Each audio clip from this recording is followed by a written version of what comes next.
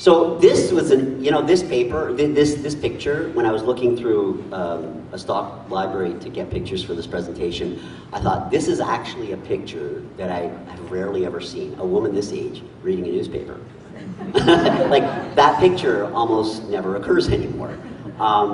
And so people ask, how can newspapers survive? Now, it really depends on who you talk to, because if you talk to people who are in the newspaper business, they're going to give you a whole thing about, print will never die, et cetera, et cetera. Well, print may never die. It's true, because, our devices still require batteries, they still require chargers, they're still not great in the sunlight. Print will never die, like brochures and things like that, and instructions and maps. But will newspapers survive? And I'm not a fortune teller, so I can't answer that question. But the content in newspapers still has a lot of value. But the delivery mechanism itself might not have quite the value as it once did. Can I have the next slide? So now I want to talk about how China basically changed the entire world of media. And it changed the entire world of media in a way that a lot of people outside of China don't really understand. And it's interesting because you talk to people who are in the social media space and who work a lot with social media. Like, how many people here on Facebook? Exactly, Twitter, things like that. And on LinkedIn, for example, I can write an article right now. I'm not an authority maybe on that subject. I'll write an article and I'll get probably 100 people reading it. Like, I just instantly made myself an authority on something I might not know anything about. So it's very interesting what you can and cannot trust online. And digital mediums have now become to the point where the lines are so blurred between what is an accredited journalist and what is just somebody writing about stuff that they love, or they might know a little bit about, or they like to argue online. Can I have the next slide? Now, these logos here, I want to talk a little bit about. Because the reason why and how China changed the whole media landscape is very interesting. They're the only country in the world that can do what was done. A, because they've got the population. B, because they completely blocked off all other social media channels. Now, to say that the channels were blocked off because of information, a block of information and whatnot, it's believable and not believable at the same time. Because for those of you who spent time in China, you can get any information you want in China, okay? But the most brilliant part about the strategy is when you block something off, you get to start your own. So when you look at all these are actually the Chinese versions of Western social media. So everybody knows YouTube? Right, so Youku is the Chinese version of YouTube. That one is WeChat, which probably a lot of you are on. This one is QQ, which is owned by Tencent, which is now the same owner as WeChat. Weibo, this is basically with the original version of the Chinese version of Twitter, which has since kind of fizzled a little bit. And everybody knows Alibaba, the shopping site? Well, that's not media, but I put that there for a very specific reason. Because now, just the same way that your cell phone has blurred the lines between a telephone and a laptop, Alibaba has now blurred the lines between what is media and what is social media and what is consumerism. Let's go to the next slide. So I want to talk about streaming because all of this is coming together because I'm trying to paint the picture of exactly where we're at right now with Chinese media in 2018. So how many people here have Netflix? How many people here still watch broadcast television?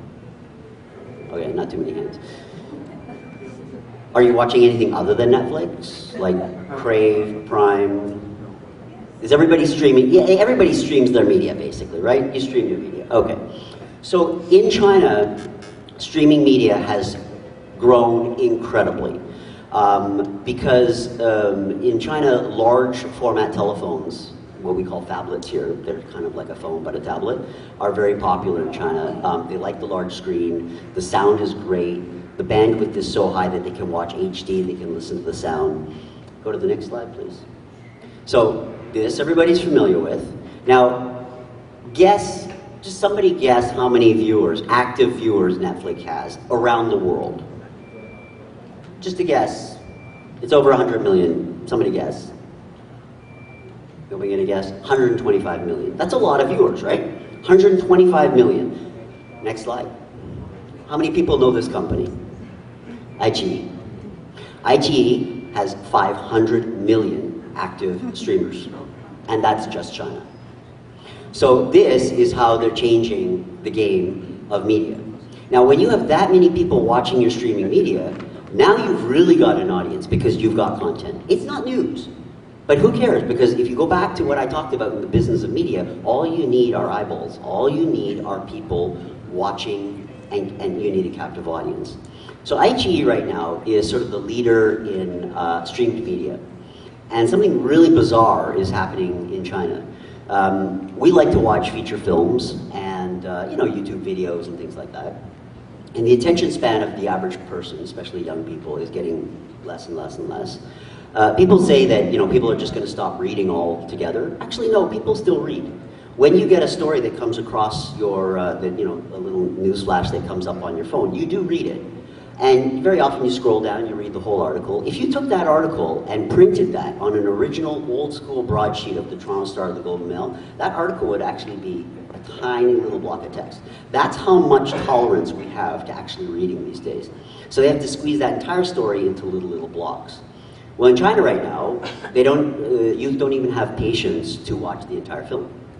So iQIYI now specializes in creating these mini short films with a beginning, middle, and an end. That's like less than 10 minutes. And so this is like hyper consuming of media, like in a very fast turnaround pace. Let's go to the next slide. So now I'm going to introduce one other aspect: WeChat Pay and Alipay. So Alipay is Alibaba's version of Pay. A lot of people who joined WeChat in Canada, you probably won't have this function, but WeChat Pay and Alipay are basically a digital wallet. They basically did what Apple should have done decades ago. What they have done is they've created a digital wallet system where you attach it to your Chinese bank account and you load money onto your digital wallet. Now when you go to a store or even online, you pay directly, pulling the money out of your WePay or Alipay account, and it goes directly to the merchant.